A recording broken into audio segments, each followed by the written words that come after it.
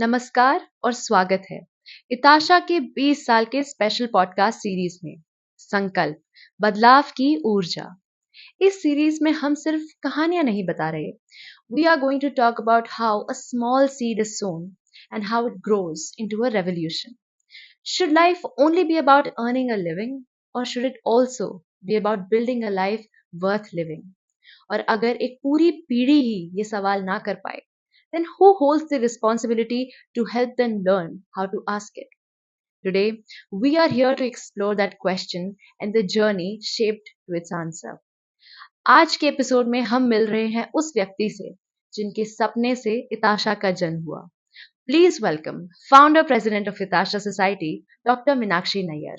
So, Dr. Meenakshi, when you look back to the moment before ETASHA, before it even existed, not just when it began, but before it began, was there a restlessness, a discomfort that something around you was not okay? Can you describe that feeling? Um, that feeling I still remember so sharply. I was so disturbed for a good 15, 20 days. I don't know how long it was. That's because I had conducted a workshop on career guidance with young students from a, from a low income community where I had been invited to conduct the career guidance workshop. I'd worked with those kids earlier doing a sexuality and adolescent health workshop, and I was super pleased because it made sense that whatever I was talking about made sense to them, which made me think that kids are the same everywhere. Doesn't matter which income strata they come from. Because the work I had been doing until then was with adolescents from the normal segment that I was aware of, that I came from. And then I got this opportunity to work with the NGO, and I worked with starting with the sexual health workshop on to career guidance, which is again something I had spent years working on. And I was very proud of that workshop and how it helped adolescents get a focus on what they wanted to do with their lives. And here I was with these kids from a low income community, but very keen, very, ambitious and wanting to do well. And I had no answers for them because all the content I had was for the typical young person who had 5 years, 8 years, 10 years of education before they started earning. And here were these kids who needed to earn, who needed to earn soon, within a year, year and a half, two at the most. Because to start with, their parents had been making a lot of sacrifice sending them to school all the way up to 12. And these kids needed options of training, of education, which would help them get good employment as soon as possible. And there was nothing. And then I went into their community and found that there were scores of unemployed young people over there. So that feeling at the end of the workshop, followed by that walk through the community, which showed me unemployment as glaringly as you could see it, feel it. I was extremely disturbed about that, and I knew I wished there was something I could do. That feeling of disturbance stayed with me, waking, sleeping. It just got me. And eventually, of course, the solution came that I could do what I knew and help them because I had been an HR person all along and I had been interviewing people for jobs in the companies I was working with. Now, all I needed to do was to switch the side of the table and work with these young people and help them get into the organized sector. So, from disturbance emerged the that spark, that light which has taken me this far. So, if we talk about the transformation in your journey as well, you had a thriving, influential corporate career with leadership, structure, success. So, what was the first crack? The moment that said, there's more I'm meant to do? Well, I don't know about whether I was meant to do more, but what I knew was that I'd been doing the same thing year after year after year. And while I felt I was successful, but I also had this role model of my father, who was an eminently successful lawyer and who was very well regarded. And while doing his practice, he also did a lot of social work. He did a lot for the city, for the people who migrated in after partition, and so on and so forth. And I knew that all I was doing was earning for myself and my family. That realization started the journey, the search for doing something different. Right. So, if we talk about your journey, you have also worked deeply with adolescents. Adolescence is a time of identity, fear, self doubt, and hope as well. So, what did you see in them that the world was failing to see? Well, I actually started my search for something to do with a very clear idea that I wanted to work with adolescents. Because as an HR and a training manager, I'd been working with people in the managerial cadres who were in their middle years. Through that years of transition from very protected economy to a global economy in the 90s and early 2000s. And I knew how difficult it was for people to change at that stage in their lives. And that's when the realization came that since life is going to continue to change and change faster and faster, we were already seeing that. So unless one got that sense into one's head at the time of adolescence, in those formative years, it would be a lot more difficult changing after that. So that's where my whole thought of working with adolescents came, because I saw them as people who almost like a clean slate. That's the stage when their thinking, their mindset, their approach to life, their focus on their future needs to be shaped and can be shaped. So, do you think that these are the years where intent is formed ultimately of an individual? You could say that. I would say focus much more and knowing oneself and knowing what you want to do with life, with yourself, with your life. Okay. Many organizations talk about skill development per se, but Itasha never limited itself to skills. It focused on a lot more things. Why do you believe dignity comes before ability, which Itasha also focuses on? Dignity for a human being, I think, is a core sense of well being. Unless a person feels respected, can feel, does not feel undignified, so feels, or you could say this way that if a person lives with a feeling of indignity, there's very little that person can do which is productive, which is positive. One has to emerge into a feeling of dignity, a feeling of self worth to be able to do something worthwhile, is what I deeply feel. Right. So, when Itasha began, there was no ready blueprint available for you, no playbook for bridging school education to employability in the under-reserved or the lower stratas of the communities. How did you begin designing something that had no existing model before? Very interestingly, uh, I started with a model which I had worked with in my initial years as a training manager, where I was training the management trainees of this large corporate who were transitioning from college to industry. And of course, these were the brightest minds of those times, the young graduates from the best of colleges. But I realized with them also that they didn't have a clue to what industry was about, right?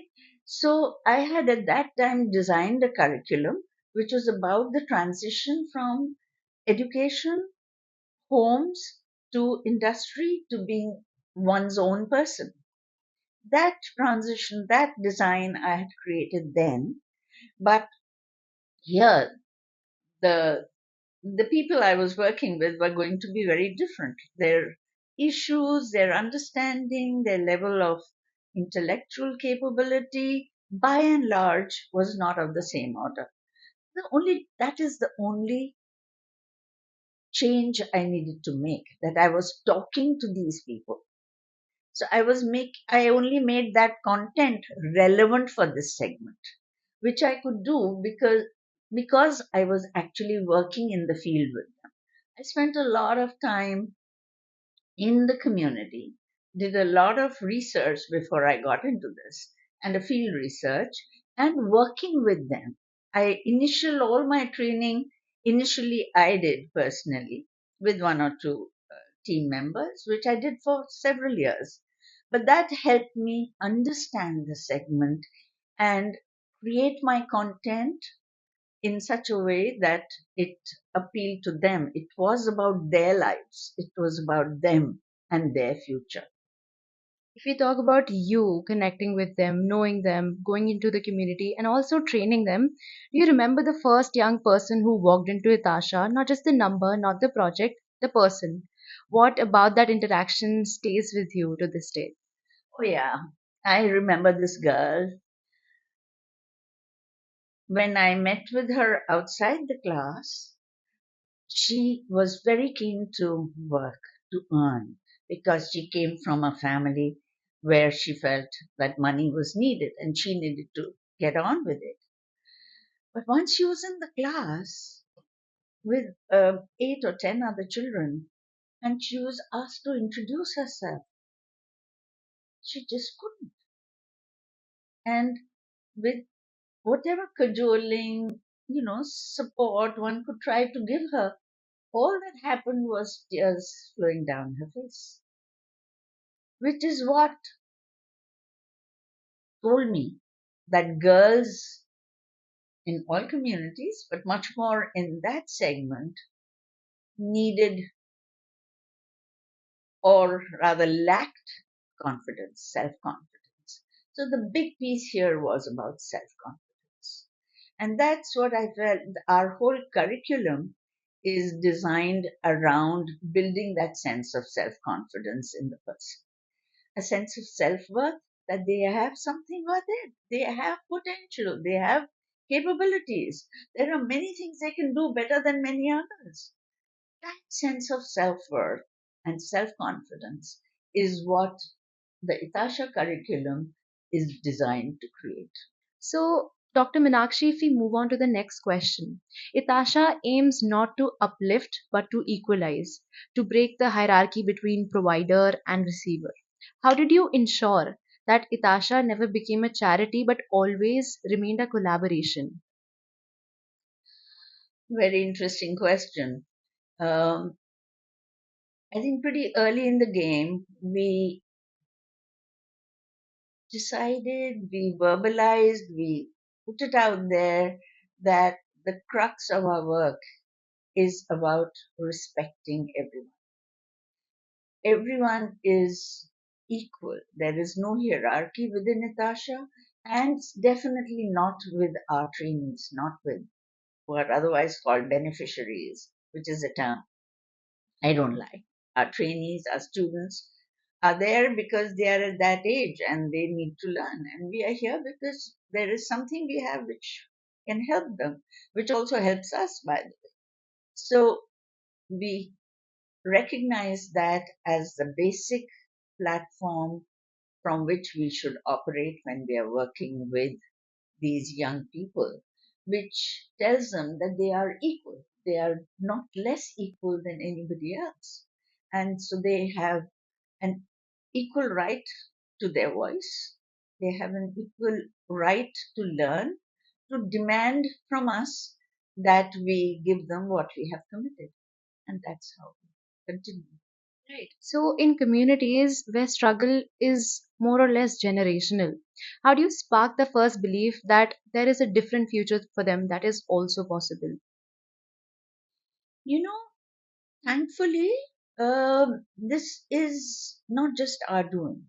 Today, the environment is changing. There's so much of media and TV and all of that available to young people that that aspiration is there, right? They all want better.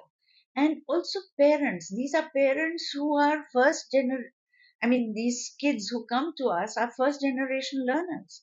Most of the parents are fifth pass, eighth pass. Some are more than that. But for them, this kid who is studying through school, they have a lot of hope in that child. They aspire a lot for that person. So the parents aspire, and the youth who see a lot more of the world around them, they also aspire. The issue is only that they don't know how to go about it. And that is what Itasha helps them with. The first level of aspiration is there. It's there in the girls also. Unfortunately, there are many parents who still don't have that for their girls. And that's where the struggle is much more in for us to convince the parents, convince the families that this girl deserves much more. She deserves as much as the boy in the family. And also the parents today see, and I've seen many families like that, where the girl does better in school than the boy does. So somewhere, whether the parents are willing to accept it or not, whether they take longer to accept it, they know that the girl has potential. And so convincing becomes easier for us. Nevertheless, we still have to keep working at it with parents, particularly with girls. Right. So, the kind of work that Itasha does, you often say that we build good people, not just good professionals. If you break that down, what does it take to build a person?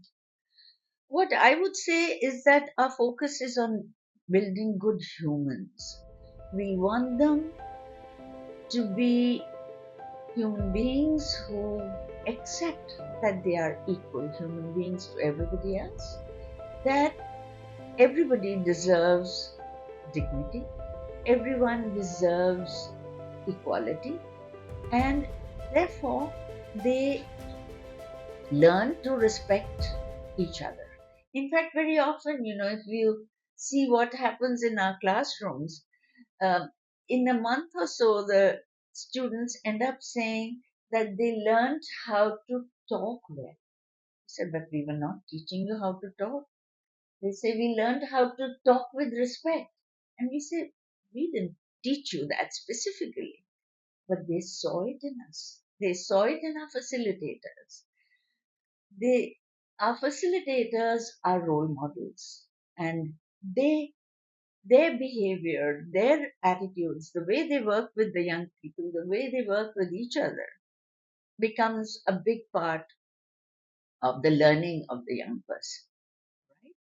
So it's not through preaching, it's by doing. Yeah, it's by showing. We talk, we walk the talk, and we expect the students. Our whole methodology is about making them learn by doing. It's not through lectures, it's not through preaching, it's through our behavior and getting them to learn by doing. Right. So, focusing on this learning attitude, society often measures progress in numbers, scale, expansions, but Itasha measures it in depth, transformation, and inner shift, as we can say. How do you protect that philosophy in a world that is obsessed with speed and scale? Oh, well, it's a matter of belief, it's a matter of culture. In Natasha, we've spent a lot of conscious time and effort building a culture where we believe that every person who comes to us deserves it and we need to give it to that person. We are not doing numbers. We do not believe in ever fudging our numbers. Every single person that we have worked with can be counted. And every single person it's our effort, our best effort to get that person employed and earning so that he or she can help not just themselves, their future, but the whole family to lift out of poverty, which has very often been intergenerational. So every founder has their moment where they ask themselves, is it working? Is this enough? Did you ever have such a moment? And if you did, then how did you move through it? Oh, our first such movement came not too long after we started. And after there was enough demonstration of the value of our work in the community. See, unlike many other not for profits, we don't just do a project in one community and move on to another. We have stayed in communities long enough 8 years, 10 years, 12 years. And as we were in the first one, after a while, the community saw the value of the training and therefore the employment and therefore the earning. And so older women started coming to us, mothers typically of these kids or neighbors or whatever, who would say, "हमें भी कुछ दिलवाओ."